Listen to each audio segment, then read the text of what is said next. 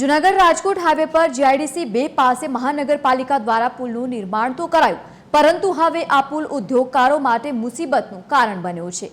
કેવી રીતે, જોઈએ ખાસ રિપોર્ટમાં।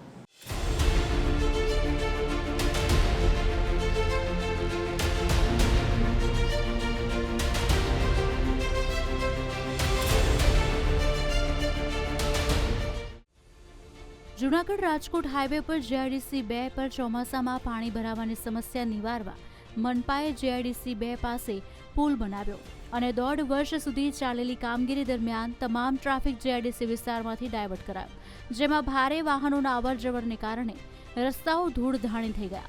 પુલની કામગીરી દરમિયાન ઉદ્યોગકારોને વચન અપાયું હતું કે પુલ બન્યા પછી રસ્તા નવા બનાવી દેવાશે, પરંતુ લોકાર્પણના 7 મહિના બાદ પણ સ્થિતિ જેસેની તૈસે છે।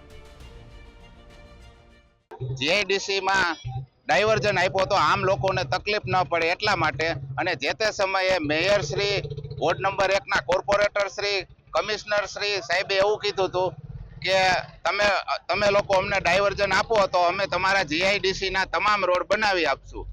છતાં આજે 1 વર્ષનો સમય થયો, હજી કોઈ પગલાં કે કોઈ વસ્તુની અમલવારી કરવામાં આવેલ નથી।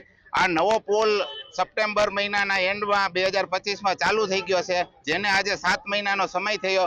વારંવાર એ લોકો 2 દિવસ 5 દિવસમાં કામ ચાલુ કરી એવા ખોટા વાયદા જ આપે છે કે જ્યારે અમારા રોડની અંદર ગટર ખોદવા આવ્યા ત્યારે અમે એવી ચોખવટ કરી હતી, જો પાછળ તમે પેચવર્ક કરવાના હોય તો જ તમે આ ખોદજો। ત્યારે 3 કોર્પોરેટરોએ સાથે રહી અમને હા પાડી। આજે એના 2-3 મહિના થઈ ગયા, છતાં આજ કોઈ ધ્યાન આપતું નથી। અમારે ત્યાં નાના રિક્ષાવાળાને એટલી બધી મુશ્કેલી છે કે એ પોતાની ફેક્ટરીમાં જે માલ ભરવા જઈ શકે એમ નથી। આ પુલ હવે ઉદ્યોગકારો માટે મુસીબતનું કારણ બન્યું છે। હાલ કારખાના સુધી કાચો માલ પહોંચાડવો પણ મુશ્કેલ બન્યો છે। ઉદ્યોગકારોનો આક્ષેપ છે કે તંત્ર માત્ર કાગળ પર જ કામ કરે છે। જ્યારે આંદોલનની ચીમકી આપી ત્યારે માત્ર દેખાવ ખાતર એક જેસીબી મૂકી દેવાયું, પણ વાસ્તવિક કામ શરૂ થયું નથી।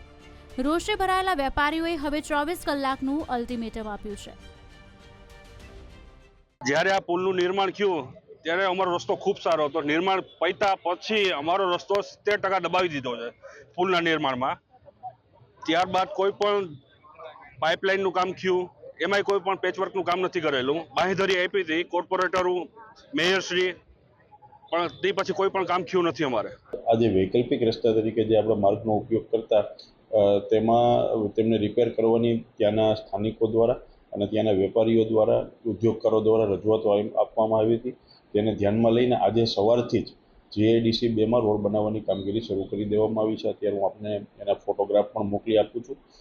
જે કંઈ આપણે વૈકલ્પિક તરીકે ડાયવર્ઝનનો ઉપયોગ કરતા હતા એ રસ્તાની કામગીરી આજના દિવસે શરૂ કરી દેવામાં આવી છે।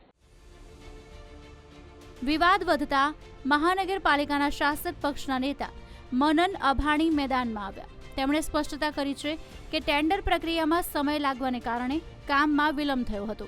હવે નવી ડામર રોડ બનાવવાની કામગીરી સત્તાવાર રીતે શરૂ કરાવી દેવામાં આવી છે અને ટૂંક સમયમાં જ ઉદ્યોગકારોની આ સમસ્યાનો કાયમી ઉકેલ લાવી દેવામાં આવશે તેવો પણ દાવો તેમણે કર્યો છે।